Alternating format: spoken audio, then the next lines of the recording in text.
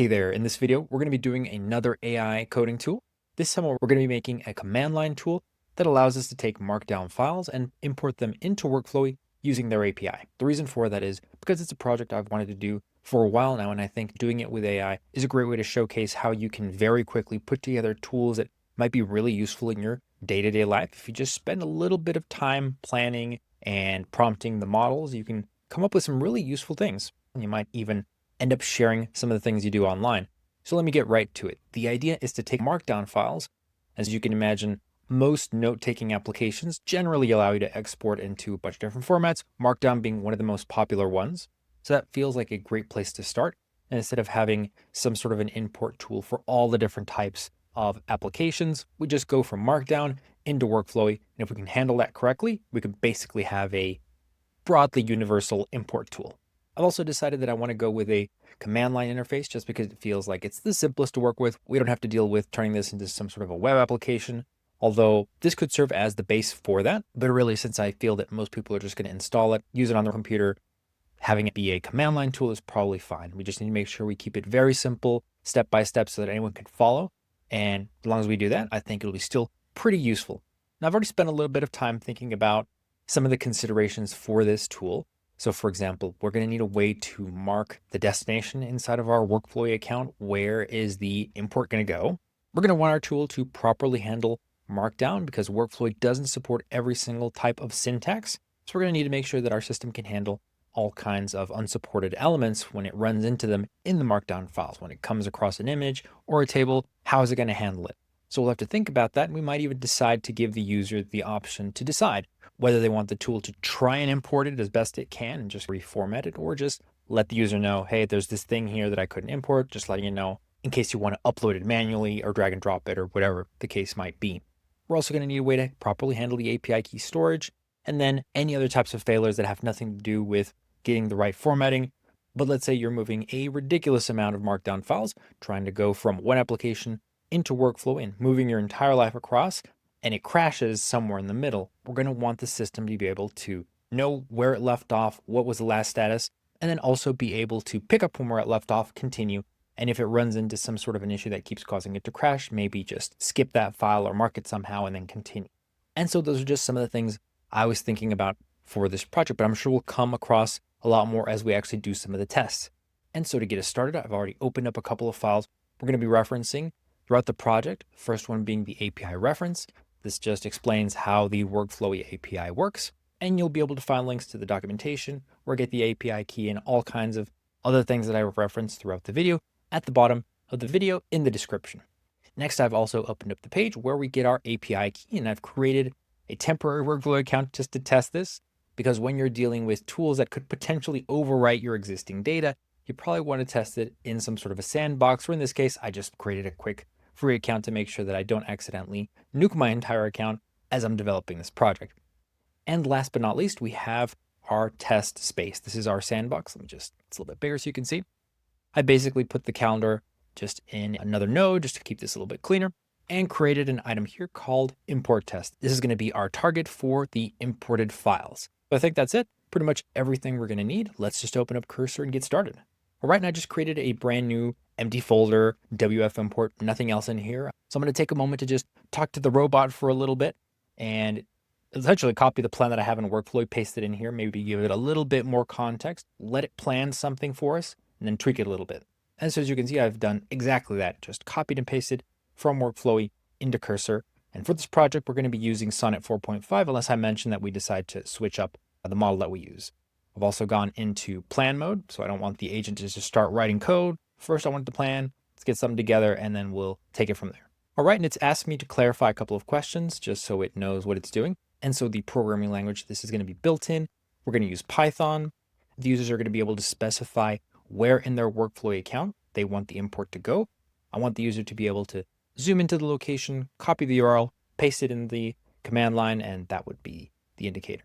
And that's how our tool is going to know where the import's supposed to go. For how the API key should be stored, I just went ahead and asked it to put it in a config file in the home directory. We could definitely be more secure with it, but honestly, I think most people are just going to be doing this on their personal computer. And so that's probably going to be fine as it is. So let's run it and see what we get. All right, so that was pretty quick. and it came up with a little plan for us here, and I already went through it. The only thing that I'm not too sure about is the section here for handle unsupported elements. It's got images, convert to text format. I'm not quite sure what that means. I guess we'll see. And then for tables, convert to nested bullet list with column headers as parents. Not quite sure if that's going to work out, but I think it's totally fine to just let it run. We'll be able to test it on a couple of files and let's see if it works out. We can always iterate. That's what's great about using AI for coding. We don't actually have to write the code ourselves. So if we run into any issues, instead of having to spend a lot of time asking a developer to painstakingly revert the changes, we can just ask the model to do it for us. And something I noticed is that I did not mention to the model where it's going to be able to find the official Workflowy API documentation. Very important. And it's actually created its own step right here. Number 5, Workflowy API integration, research actual Workflowy API endpoints and authentication because it couldn't find it. So I'm going to provide it to the model and hopefully it will be able to read it and use it to actually put this together. All right, and I just went ahead and added the documentation to the model. And so now it's going to update our plan with some relevant notes and things just to make sure we don't run into any issues from the very beginning. And so now, as you can see at step 5, it's replaced the instructions to look into the Workflow API with the actual instructions from the documentation. So all that's set, and I think it's pretty good. So I'm just going to go ahead and let it do its thing. We'll see how it goes. All right, and so I just let it run, do its thing, and really in no time at all, it seems to have come up with something we're going to test in just a moment. All right, and after it was finished, I just asked it to install all the dependencies for us, so I didn't have to do it myself. Took a little bit, but I think it's done. So let's actually try and run this. So we're going to have a couple of different ways to do it. Option 1, direct command. Path is figured. Option 2, Python module recommended, works from anywhere. Option 3, local wrapper script. Let's just go with the recommended way of doing it. Okay, so it seems like we're going to have to do the first time setup. So let's actually run that setup. And this is where it's going to ask us for API key. So I'm going to go to the website to get our API key, paste it in there, and then we should be able to test it. All right, so I just added my API key. And now let's figure out how to actually specify the inbox. And in fact, I think we're just going to try first to import a single Markdown file, which is in the same folder, without getting into choosing a folder full of Markdown files, just to test it out. So I just added the name of a test file that I have in here, existentialism.markdown, to what we already had. And now let's see what it's going to ask us. Where should the Markdown be imported? Got a couple of options. Inbox recommended for new imports, home, your home page, a node ID, or full workflow URL. I'm curious about that one, but I think I just want to test if it's actually going to work. So this test is really going to let us know if it was able to one-shot this or most of the functionality. So let's just go with inbox. I think right now inbox is the default selected, so I'm just going to hit enter. Yep. Uploading nodes to Workflowy. So we'll just give it a moment and then I'll switch over to the test account. We'll see if there's anything in there. All right. Actually, that was pretty quick. Successfully imported 55 nodes. Let's take a look. All right. Now I see we have this new item here, inbox. And yes, it took the title of the file and it turned it into the top node. It's great. Okay, it's done a bit of formatting in here, and I'll open the Markdown file in just a moment so you can take a look, but it looks pretty much what I expected. I think we do have the same sort of nesting, so that's actually correct. So far, so good. It looks like it was able to do it. Curious about the title though, because I don't think it had an emoji. So it probably just took the first line of the file and turned that into the root. That's not what I expected, but we can easily change that. So let me just open up the original Markdown file to take a look at what it's supposed to be. Okay, so I just added it up here. As you can see, it's got the dividers in there. For whatever reason, Workflowy is not detecting this as its own built-in dividers, but it's getting the formatting right. Let's see here. And as you can see, we've got the same indenting. So that works. Yeah, that looks good. Let's see. We've got bold down here. Let's just take a look. Yeah. So it's really handling the bold. It's handling the spacing and the indenting just fine. So it did take this first one right here, the H1, and use that as the top node. It's not what we wanted. Not a big deal. We can just change that in just a moment.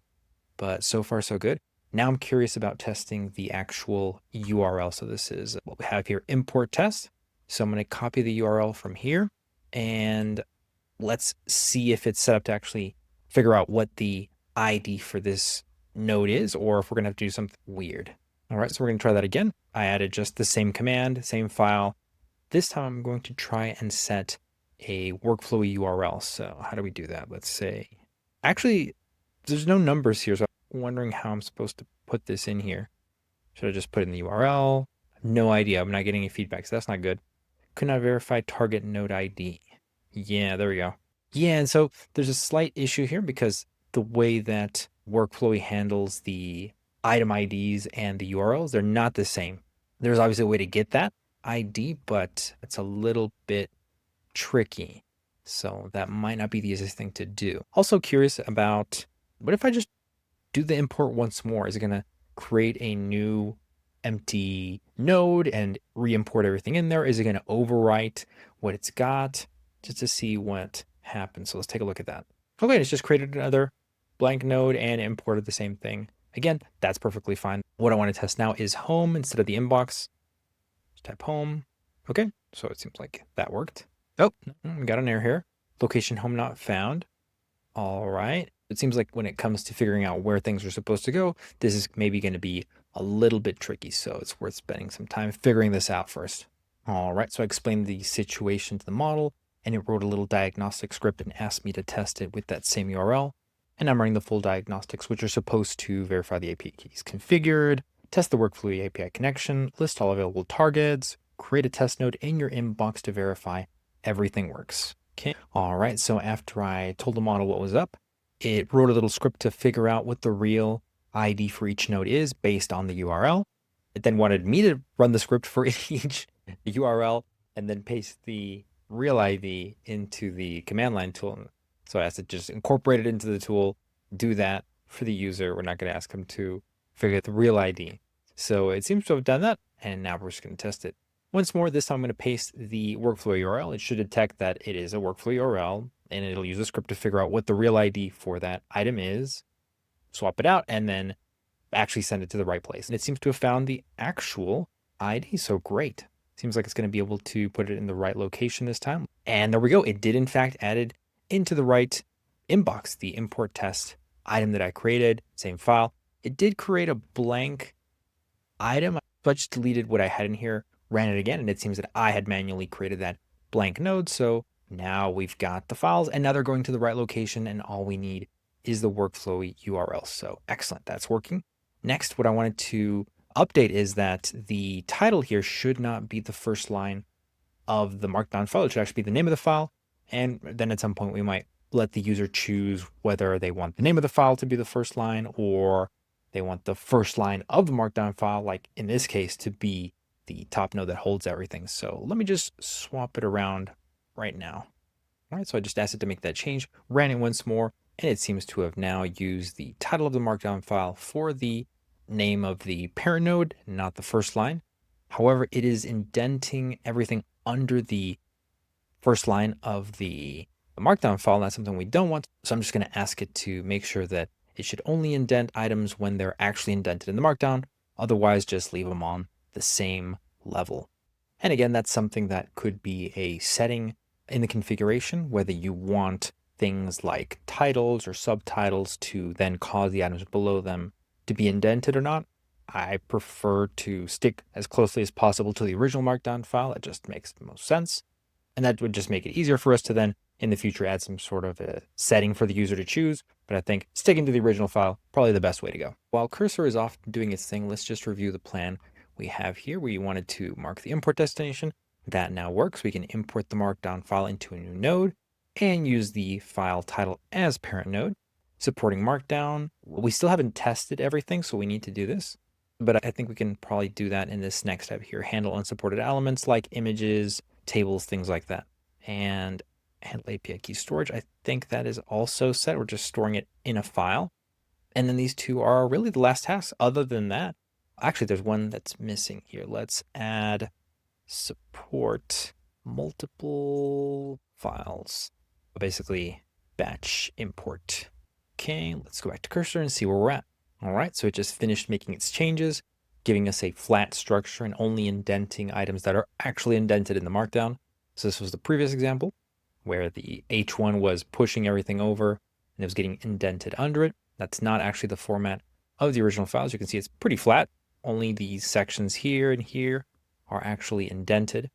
So let's see what's happened now with the latest tests. Everything should basically be flat here, and we still get that nice H1 formatting, H2, the bold. The dividers, like I said, are not actually working for some reason. That probably just has something to do with the way that Workflowy is missing something in order to display it correctly as a divider, but not the biggest issue in the world. Here, these items are in fact indented in the original Markdown file. As you can see, there we go. There's our second level nesting, and they're correctly nested. So pretty confident this is going to work for all kinds of files, regardless of how deeply nested they are. Now let's move on to supporting multiple files. All right, so it seems to have finished making the change, and we can now batch import a single directory with a bunch of Markdown files in there, and it should be able to handle it. So let's give it a test. Instead of having the name of a single file, we should be able to just give it the name of a directory. So we'll do something like directory and then the name of the directory, test files, and again, it's going to ask us where to put it. Let's go ahead and try it in the inbox. We really just want to test the batching. There we go. Found 3 files to import, target inbox, and off it goes. Oh no, and we failed. We ran into an issue. This is actually part of the API because we got rate limited, which is interesting. I'm not actually aware of what the rate limits are for the API. It seems like they're probably pretty low. I don't know if they're time-based, amount-based, or anything like that. Probably a good question for the workflow development team. But I guess that's the end of this video for now. It seems like it was going to continue. It was very simple. It was just going to go one after the other, put them in the same, either the inbox or the root node or whatever I specified with the URL. So that part was working. We're really close. And it's just a matter of wrapping up with making sure that if the Markdown files include things like images or tables, how does it handle that? So I think this is going to have to be a 2-part video. I was really hoping to get it wrapped up in one single evening. It's only really been about an hour and a half. Most of that time was just waiting for Claude to do its thing. But unfortunately, I've run into this issue. I'm going to have to talk to the workflow development team to see if it's something that I'm just doing in a very dumb way and I'm just burning through the rate limit and there is a better way to do it. So that could possibly be the case. So I'll have to talk with the team, and I guess we'll just wrap it up in a second video because we're really almost there. Like I said, it's just support for multiple files, and we honestly got that there. I don't think there's really a way that Claude could have messed that up. The biggest remaining question mark for me is how are we going to handle these unsupported elements? The simplest thing would probably be to just add some sort of a note that, hey, there was a unsupported Markdown element here, and maybe some sort of a description of what it is. Or we try to somehow support it or display it in a way, like if it's a table, we somehow figure out a way to do that. That could be another approach. And then obviously handling failures and retries. So we might need to create a messed up Markdown file that just cannot be parsed and to see what would happen. But really, we're almost there. We're very close. So stay tuned for part 2 where we just wrap this up. We're almost there. And once we get those bugs handled and I'm feeling that it's pretty stable, I'm just going to put it up on GitHub so you can download it and use it for any kind of mass Markdown importing into Workflowy that you might want to do. Like I said at the start of the video, this was really supposed to be just me showing how easy it is to kind of, with a little bit of knowledge, and even if you're not quite sure what you're doing, that's what LLMs are for. You can just ask away until you get a sense of the kinds of things you need to put a project together. And really, it's just about asking the right questions, giving some gentle prompting, and then debugging once you run into some issues. But you can come up with some tools that are pretty useful in your day-to-day life. You could imagine if I was trying to move my entire account from another note-taking application into Workflowy, never used an API before, never written any of this Python code before. Just by going back and forth with the model for a bit, I pretty much did it for myself. I would just stop right here because I don't really care about supporting these elements or handling the failures or whatever. If I run into them, I would fix them. But because I want to actually release this tool for anybody in the community to build on or use for whatever they want, I am going to put in a little bit more time just to make sure it's a little bit more robust and it's going to handle things that I probably don't have in any of my Markdown files. So I will see you in part 2. Be sure to like the video if you enjoyed it, subscribe so you don't miss part 2, and we'll just wrap it up. I'll see you in the next one.